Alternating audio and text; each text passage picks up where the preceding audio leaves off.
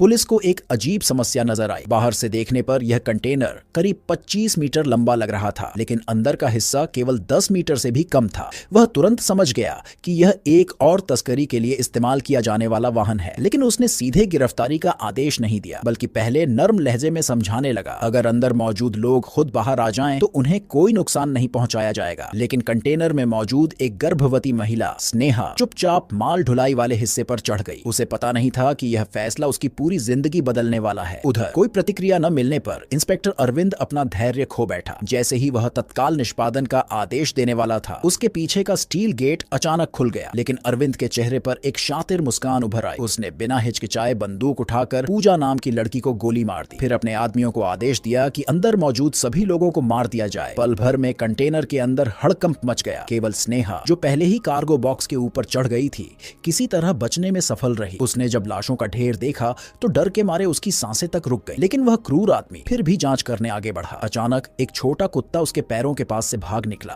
अरविंद ने मुस्कुराते हुए उसे जाने दिया, लेकिन जैसे ही उसकी नजर एक अनाथ बच्चे रोहन पर पड़ी, उसने बिना किसी दया के ट्रिगर दबा दिया। कार्गो बॉक्स के ऊपर छिपी स्नेहा ने अपनी सांस तक रोक ली ताकि कोई आवाज न निकले। जब वे लोग कंटेनर में से लाशें साफ करके दरवाजा बंद कर चले गए, तब जाकर स्नेहा की जकड़ी हुई नसें कुछ ढीली हुई, लेकिन उसकी मुश्किलें अभी शुरू ही हुई थी। कंटेनर के ऊपरी हिस्से में बने एक छोटे छेद से झांककर उसने देखा कि उन्हें एक जहाज पर लाद दिया गया था, लेकिन उसका पति अजय अब तक नजर नहीं आया था। असल में शुरुआत में ही दोनों को भीड़ ने अलग कर दिया था और उन्हें अलग अलग कंटेनरों में डाल दिया गया था। अब स्नेहा बस यही प्रार्थना कर सकती थी कि अजय भी उसकी तरह किसी तरह सुरक्षित बच जाए और नए देश तक पहुंच जाए। लेकिन आधी रात को स्नेहा अचानक जोरदार झटकों से जाग गई। कंटेनर के छोटे छेद से उसने देखा कि समुद्र में भीषण तूफान आ गया था। वह चिल्लाकर जहाज के क्रू का ध्यान खींचने की कोशिश करने लगी, लेकिन तेज हवा के कारण वह खड़ी तक नहीं रह पाई। किसी तरह एक रस्सी पकड़ने में उसे सफलता मिली, लेकिन तभी एक विशाल लहर आई और उसके कंटेनर को पूरी तरह पलट दिया। जब वह दोबारा होश में आई तो कंटेनर के अंदर पानी भर चुका था। छेद से झांककर उसने देखा कि उसका कंटेनर समुद्र में गिर चुका था। उसका पहला ख्याल अजय से संपर्क करने का था, लेकिन उसका फोन टूट चुका था। उसने जल्दी से कंटेनर के भीतर